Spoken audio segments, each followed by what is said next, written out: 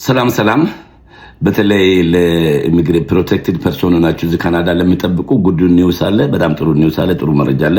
ባለፈው ኦልሞስት 8 ዓመት ያስጠብቃል ፕሮቴክትድ ፐርሶኖች ለፒአር አመልክተው እየተባለ ነበር። አሁን ግን በዚህ በኢሚግሬሽን ሌቨል አዲስ በወጣው ላይ እንደምታየው ሌሎች ነገሮችም አሉ።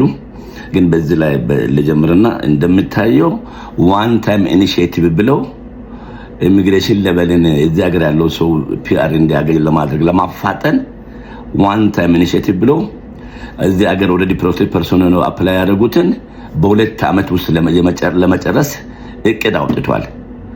ፕሮቴክትድ ፐርሶን አፕሊኬሽን በሌላ ጊዜ ረጅም ጊዜ አይቆይ ማለት አይደለም። ግን አሁን ለገቡት አሁን ላሉት ወደ 115,000 ለሚሆኑ ፕሮቴክትድ ለሆኑ አፕላይ ላደረጉ ለፒአር አፕላይ ላደረጉ ሰዎች በ2 ዓመት ውስጥ ፕሮሰሳቸውን እንጨርሳለን የነሱና ቤተሰቦቻቸውን ፕሮሰስ እንጨርሳለን ብለው ስለተናገሩ ለብዙዎቻችሁ ጥሩ ኒውስ ነው። ብዙዎች ፕሮቴክትድ ፐርሶን ሆናችሁ ቶሮንቶም እዚህ አልበርታም ምን ራስን ያውቃችኋል በጉጉት የምትጠብቁላችሁ። ስለዚህ ይሄ ጥሩ ኒውስ በጣም ጥሩ ኒውስ ነው። ከዛ ሌላው ነገር ደግሞ መናገር ፈልገው ምንድነው ኢሚግሬሽን ሌቨል ትንሽ ቀንሷል። ወደ 385,000 አድርገው ከዛ በተለይ ፋሚሊና ሬፊጂ ለምሳሌ ፋሚሊ 84,000 ኦልሞስት ከሞላ ጎደል ተመሳሳይ ነው በፊት ጋር። ከዛ ነው ሬፊጂ ወደ 56,000 ለመጨመር ይፈልጋሉ። የተማሪዎችና የወርከርስ ፕሮግራም ፎሬን ወርከርስ ፕሮግራም መቀነስ ይፈልጋሉ።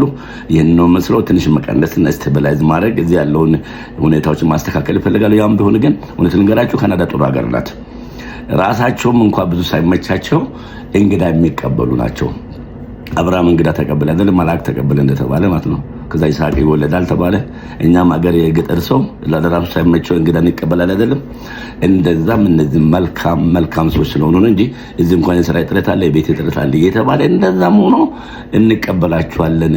ፕሮግራማችንን የነበረን የካናዳን ካራክተሪስቲክስ ወይም ጸባያችንን አንቀይርም ብለው እየተቀበሉ ናቸው። እና ከዓለም ሁሉ በዚህ ነገር ይበልጣሉ። በሬፊጂ ፕሮቴክሽን እና በኢሚግራንት ሴትልመንት ፕሮግራም ላይ በኢሚግራንት ዌልካሚንግ በዓለም ላይ ከየትኛው ሀገር ይበልጣሉ። ከዛ አውስትራሊያም አሜሪካም አለ። በእርግጥ አሁን አሜሪካ በጣም ዝቅ ብሏል። እና ይሄንን ይመስላል ያለው ሁኔታ። ሌሎችን ነገሮች እንዳመጣጣቸው እናወራለን። አመሰግናለሁ።